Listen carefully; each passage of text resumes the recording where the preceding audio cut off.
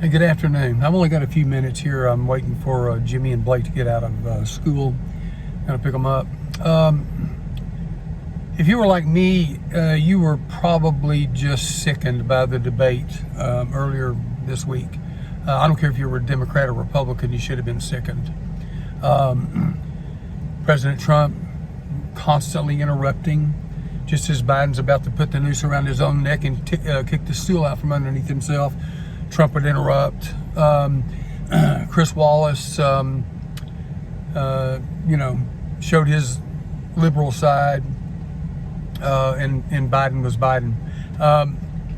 All of these things just added up to a depression for me.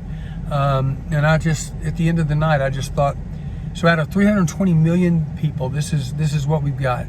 This is the best we've got. This is as close to civility as we can get to. I don't know. I'm sickened by it. But I'll tell you one thing. I can understand why Donald Trump is the way Donald Trump is. And I'll say this. Thank God he's like he is.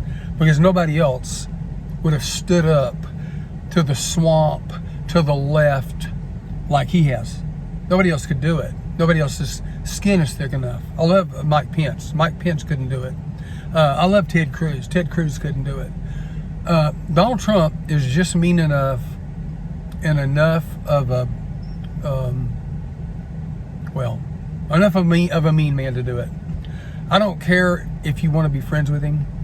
I don't care if you can't stand the sight of him.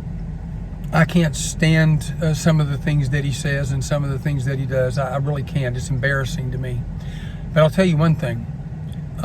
If you fought a battle for 5 years like he has, against not only the news media and the swamp, but very high levels of this government, I'll just leave it at that, okay?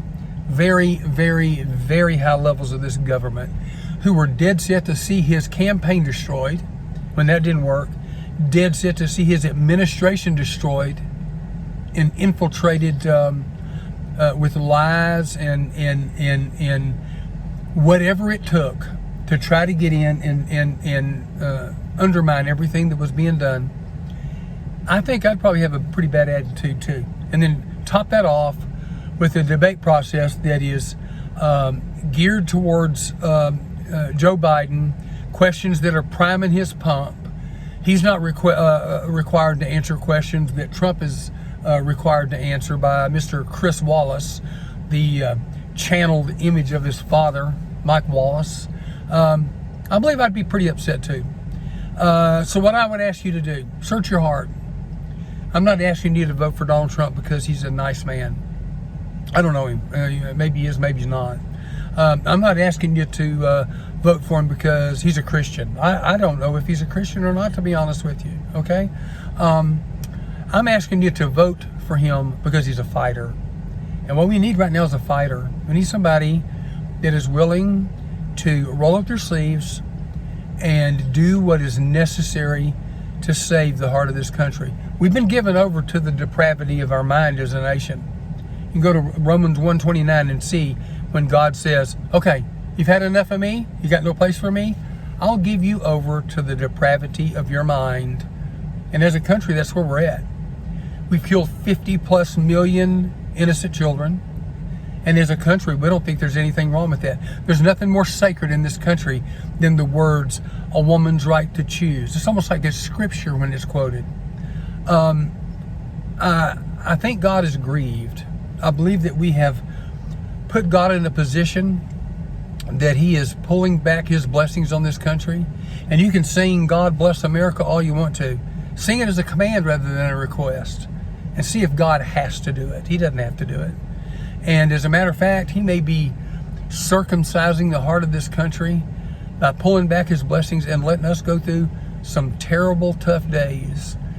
And it's just a shame, though, to be at the edge of a cliff, still with our feet on solid ground, still able to do something to stop the free fall.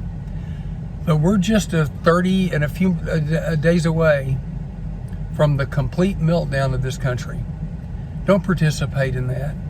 If you didn't like Donald Trump and you don't like the way he acts, then just don't vote. All right? If you're a Christian, ask yourself, is it right to vote for a party that is worshiping the killing of the innocent and the unborn children in this country, that is dead set on divorcing itself from anything that has to do with God? Ask yourself if that's the direction that we as a country need to go. And I would just say, let's do the right thing as the church and vote.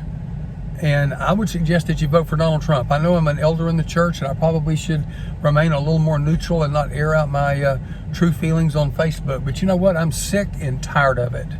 I had a gutful of it. And the time has come to call it what it is. If you're a Christian and you can vote for a party that is in favor of killing children, that is in favor of letting illegal aliens just walk right into this country without any kind of documentation or rights, then you need to search your spiritual soul. And if that's the direction that you want to see the country head, I suggest that you just sit home on election day. I'll buy your dinner.